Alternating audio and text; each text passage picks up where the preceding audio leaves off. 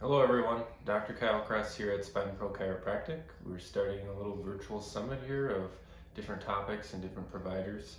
Today's we're starting with stress headaches. So we're going to dive in and take an overview of how I look at those and different things we can do to try and figure out what factors and what variables might be contributing to yours. Let's take a look. All right, Dr. Kyle back here with a little bit on stress headaches. Over the years, I have learned this is the best way for me to educate and communicate because that way I can't get too sidetracked. So let's start with our stress pyramid here. We'll put stress at the top, and when we have a lot of stress, sometimes we'll get a headache, sometimes we'll get a migraine, and sometimes stress might not even be the biggest player, just as this general term. But what we want to do is break this down into some categories and see what might be contributing to us getting headaches or getting migraines under the stress column. So we're going to start here with number one, and that is physical stress. So when we're talking physical stress, we're talking about muscles, we're talking about joints, we're talking about the body as a musculoskeletal system. As a chiropractor in-house, physical is going to be the one that we can help with the most with our hands and hands-on approach of muscle work and adjustments. Number two, mental stress. Over the last couple of years with the pandemic and life in general, I would say mental stress has been up for pretty much everybody across the board here. Sometimes we'll take number two and number three here, which is emotional stress, and we'll put those together. Sometimes we'll keep them separate for people watching this at home. If I know you well, maybe we could put these together. If I don't know you at all, you're going to know that better than I will if your mental and emotional stress is something that you would lump together or keep apart. But just note, so far we got three different categories as far as stress contributors to headaches and migraines before we get into number four here. We'll go with hormonal right here. So a lot of time in office, we'll spend more time talking with our female patients regarding hormonal things. Please don't let this be overlooked as a male, and especially if it's a hormonal issue as a male, this can be a lot more serious, so we definitely want to take that into consideration as well. A lot of time we'll spend time with women talking about menstrual cycles, so this could be ovulation for some, this could be right before our period starts, this could be during, so this could be a lot of different things here that are impacted hormonally, so we want to make sure we're taking a good look there too. Number five is kind of the last one that I use here, and it's a pretty broad term, chemical. And to me, this is the one that's the most underlooked at.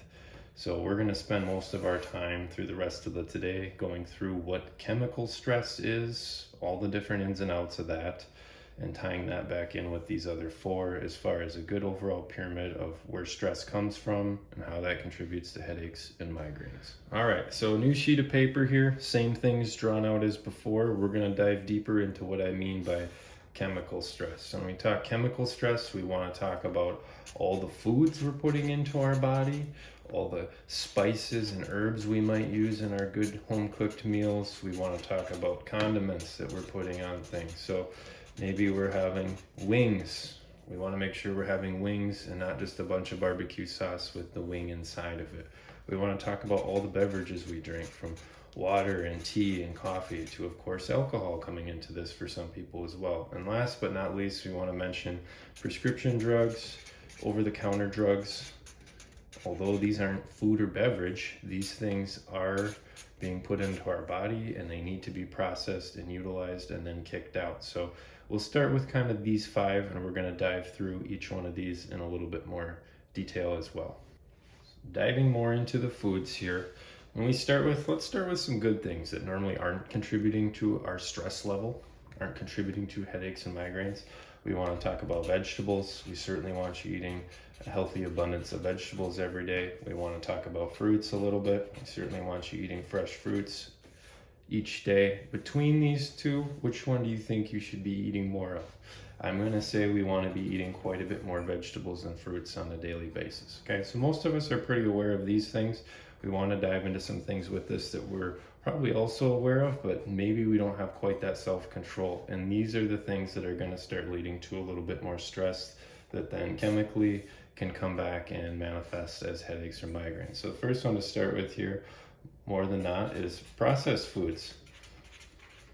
So these come in all sizes, shapes today. We have a lot of things that are taken, even as vegetables or fruits, put in a can, added a lot of preservatives and different sugars to them to keep them well as they're canned. And these things do not process in our body in the way that a natural raw vegetable will. So we want to try and limit our intake on processed foods. Processed foods generally contain another thing I just said, which is sugar.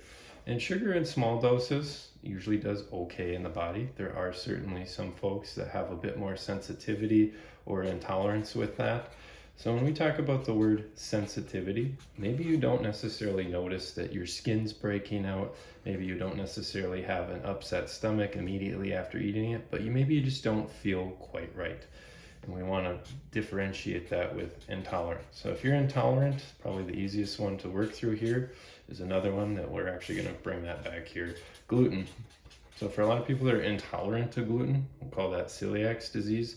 They literally cannot have this, or their body will really cease to function in the normal manner throughout that GI tract. That's a lot different than sensitivity, and we don't want to get those two confused.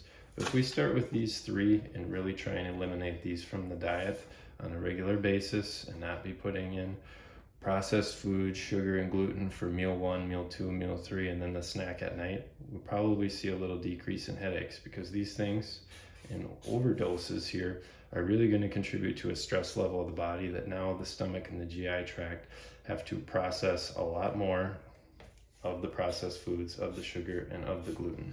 So following this arrow down from sugar, 50, 60 years ago, sugar was not nearly as common in a lot of the processed foods. Today it is, and unfortunately, it's actually very hard to decide, is this food high in sugar or is this food low in sugar?